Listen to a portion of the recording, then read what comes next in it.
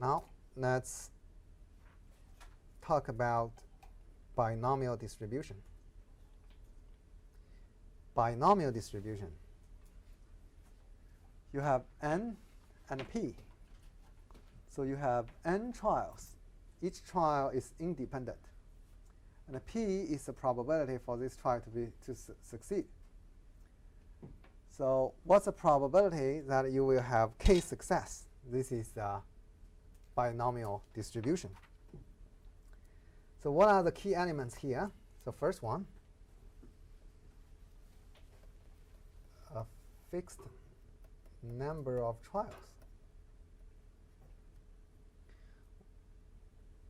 Second, each trial is independent. Third,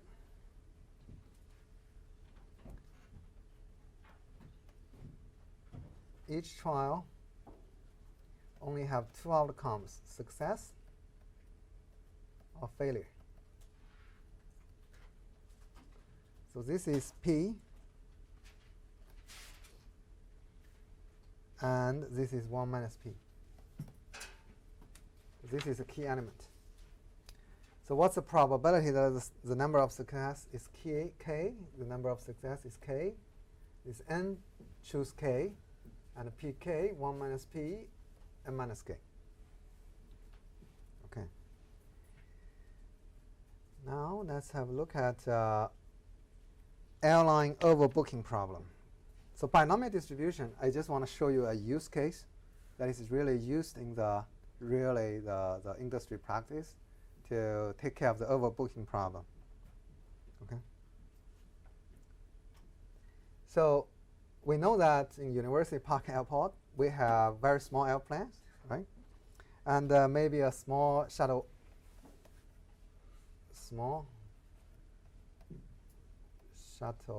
plane. So goes to DC. That one has 45 seats. And airline, they have all the statistics, all the past passengers, how many of them show up. Because every time if you show up in the airport, all the passengers with book ticket, and who show up, who didn't show up, the check-in, right? Who arrived at the airport and get onto the plane, all the statistics. If you are working for American Airline or United Airline, you have those statistics. And it shows that 90% of the booked passengers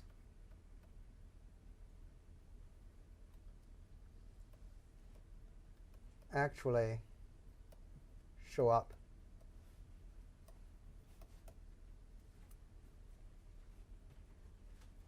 So what is the probability? Why they didn't show up? Did you ever not showing up for your flight? I did. I just slept just a little bit late. I drive very fast, but the plane has already taken off. And just sometimes some passengers, they are getting a little bit late. Okay, and there may be some other reasons that they just booked, they didn't come, and they just cancel their trip without reschedule or something. Okay, there are many reasons, but I'm just giving you an example. What is the reason? Now, what does overbook mean? Overbooking.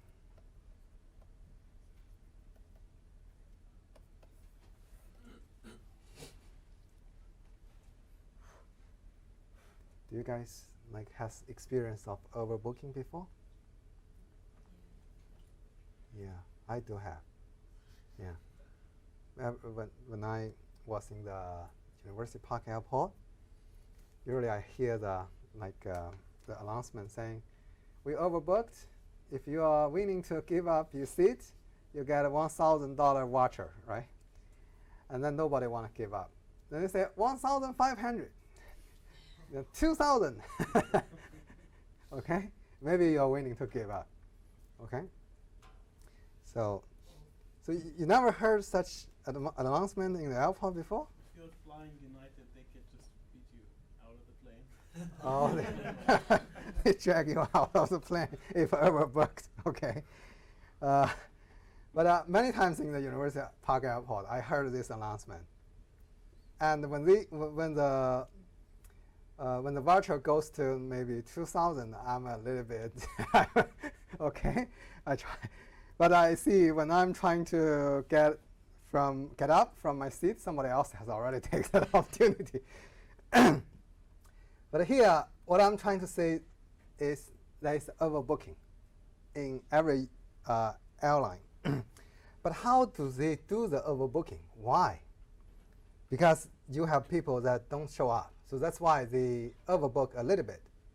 But when we talk about a little bit, how do we, mathematically or quantitatively quantify the probability if we overbook a little bit? And what is the probability that we have more than 45 passengers? Maybe it's less than 0.05, 5%. You can sell maybe 46 seats or 47 seats or 49 seats, right? So if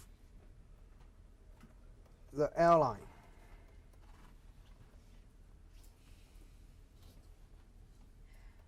decides to sell greater than 45 tickets,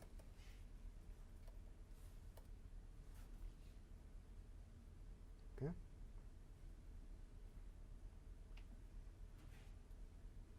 more than 45 tickets, and they hope to keep the probability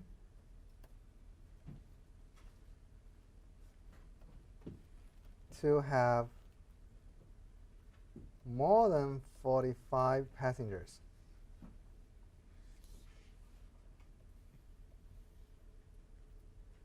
Show up. They hope to keep the probability to have more than 45 passengers show up, and they want to get on the flight. This probability you want it to be less than 0.05. Then the question is, how many tickets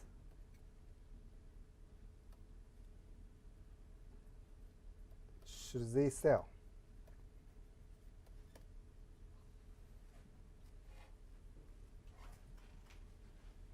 How many tickets should they sell?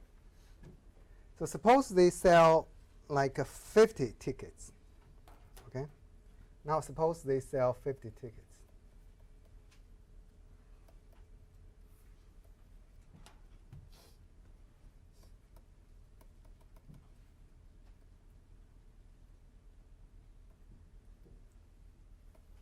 So what's the probability that X show up greater than or equals to 45 is okay, right? Greater than 45. Probability greater than 45.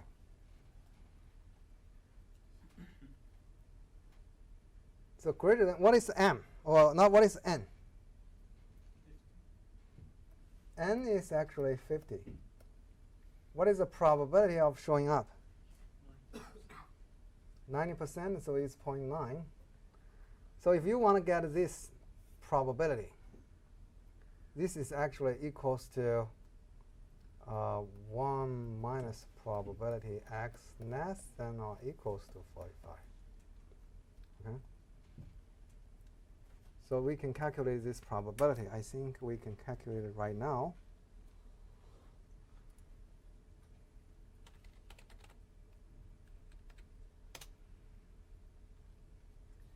Hopefully they have activated the MATLAB.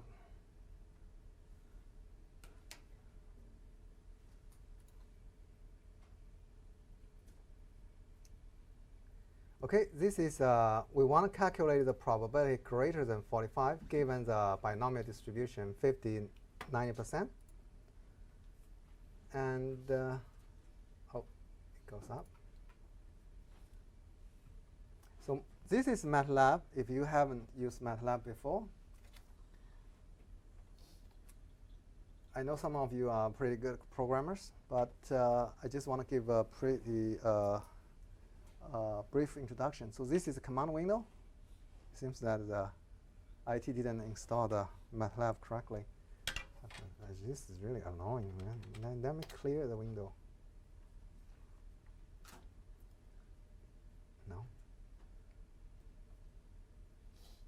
Clean up. It's getting busy. You see here, it's getting busy. I just type one command, clean the command window. I want to get rid of this. It is busy working on getting rid of this. I don't know. It should be very fast in my laptop. So if you want to get started to know one software, the best way to get started is to click Help. Okay? MATLAB is a commercial software for computing. Okay. They have documented help materials. So if you want to learn something, just go to Help. Okay? Huh. Interesting. It's still running. It shouldn't be like this.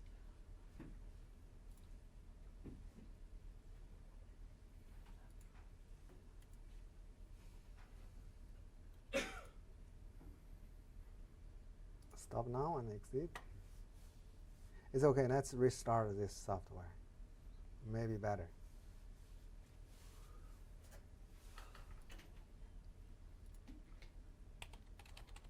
How many versions they have? They only have one version, 2018B. 2018B is the latest version, okay, of the MATLAB. I'm still using like 2016 in my computer.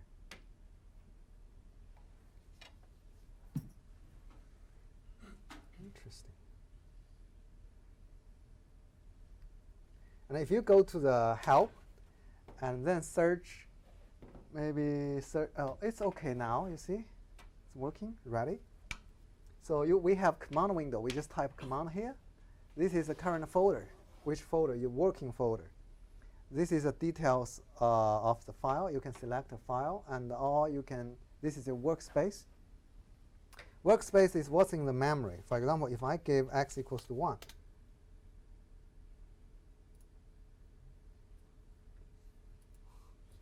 oh, really?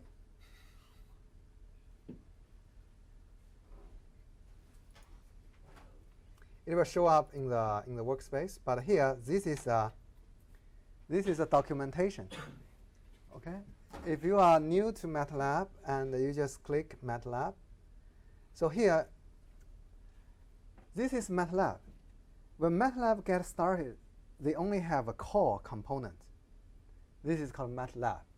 Okay, and then they are adding Simulink. They are adding different kind of toolbox.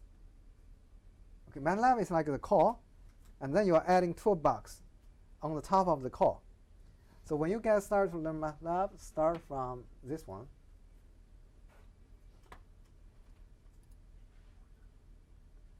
And if you want to get started with MATLAB, this is getting started.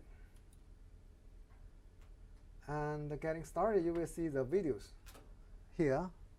Those are the videos. If you click on the videos, it will show you the environment.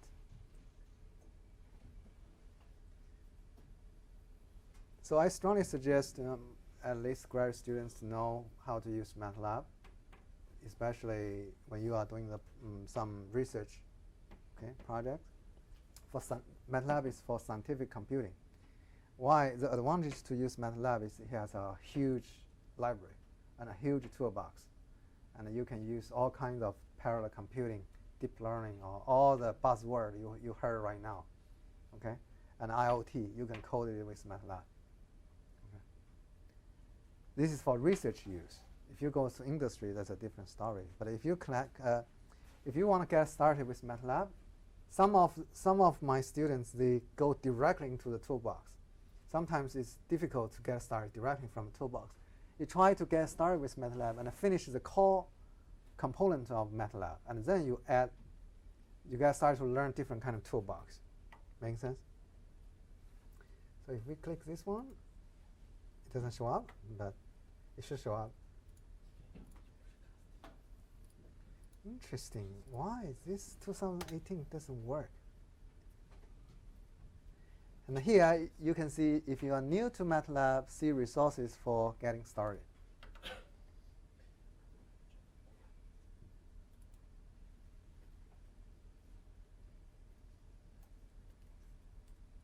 Oh, finally it works.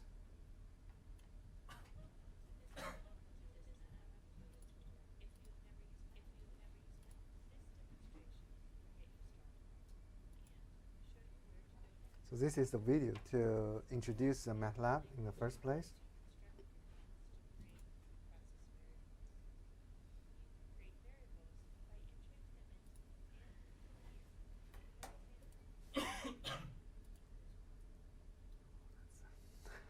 Microphone. Anyhow. And there are different kind of videos. Finish all these videos, you will know, at least you will enter the door of MATLAB. Oh, that's getting to the problem we are trying to solve.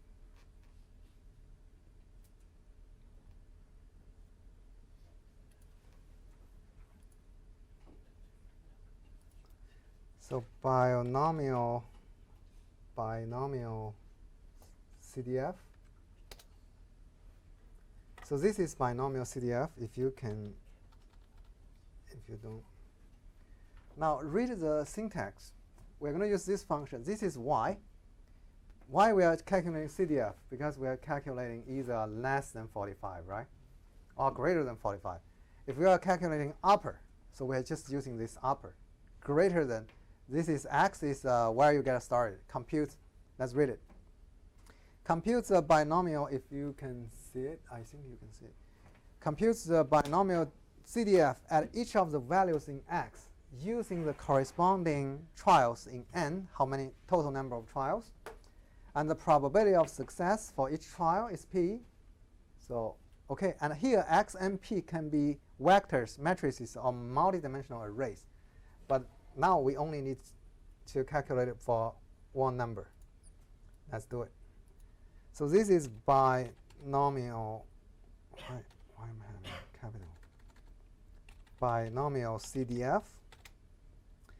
So what is my x? 45, right? Greater than 45. And total number of trials is 50. And the probability of success is 0.90. 0.9. And we're going to calculate upper. Is it upper? So this is the probability we're going to get.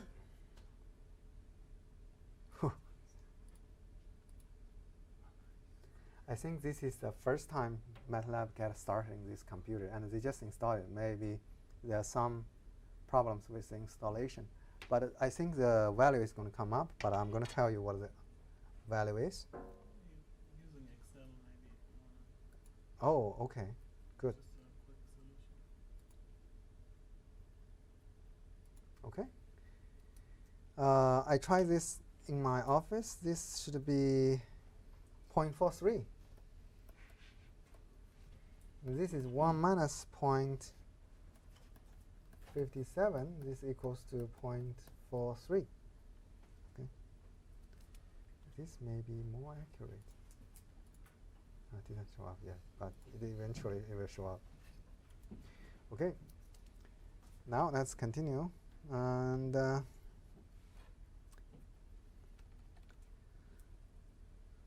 that means this is 43%. If you sell 50 tickets, 43% that you're going to have more than 45 passengers show up. Okay. Now, if you want to keep the probability to be less than 0.05, how to do it? So now let's calculate it for different number of tickets sold. Suppose this is 50. And this part is probability x greater than 45. Suppose it's 50. What is 50? This is 0.43. And if we sell 49, this will be 0.26. If we sell 48, this will be 0.13. If we sell 47, this is 0.04. 46, this will be 0.008. That means for small airplane, you can sell maybe, if you want to keep it less than 0.5% or 5%, right? So you can sell maybe one more ticket. But for international flight, if you have maybe, how many seats? More than 500. And this maybe you can sell a little bit more if you consider the show-up case. So this is what they really use in the airline for the overbooking. This is not just an example. They really use this to calculate the probability and control the number of tickets. And based on the number of seats they have and the probability in the historic data. And the probability, this probability 90%, sometimes it's different, okay? In University Park Airport may be different from DC Airport.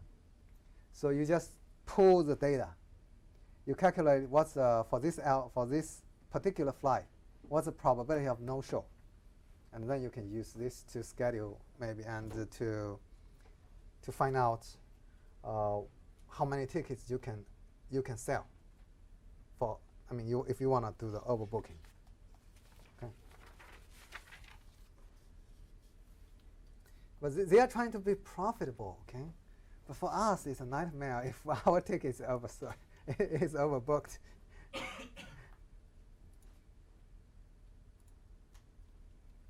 So now let's have a look at what is the expectation of x. So we have probability x equals to k, which equals to n choose k, pk, 1 minus p, n minus k. What is the expectation of x? So the expectation is np, right? Okay. What is the variance of x? Anybody? Yeah, np 1 minus p. Okay. And we also have the summation. If the total number of trials is n, if we have k equals to 0 to n, this should be probability x equals to k. So all the possibilities, this should equals to 1. Agree? Why? Because this side is actually equals to k equals to 0 to n. You see this is n out of k, pk, 1 minus p, and k equals to p plus 1 minus p. And what is this? This is n. This is 1, right? This side is 1. This side is this side. But this side equals to this side. Why? Because this is the expansion. Power n expansion is this guy. Okay?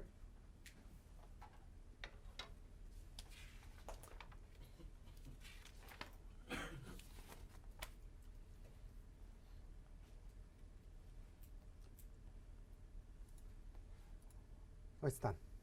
43. Okay. If I don't use this, it will be the lower than 45 because I use upper, calculate greater than 45. Oh, it's fast. 56. Did I get the same number? Yeah, 43.57. We just rounded in the 2 decimal points.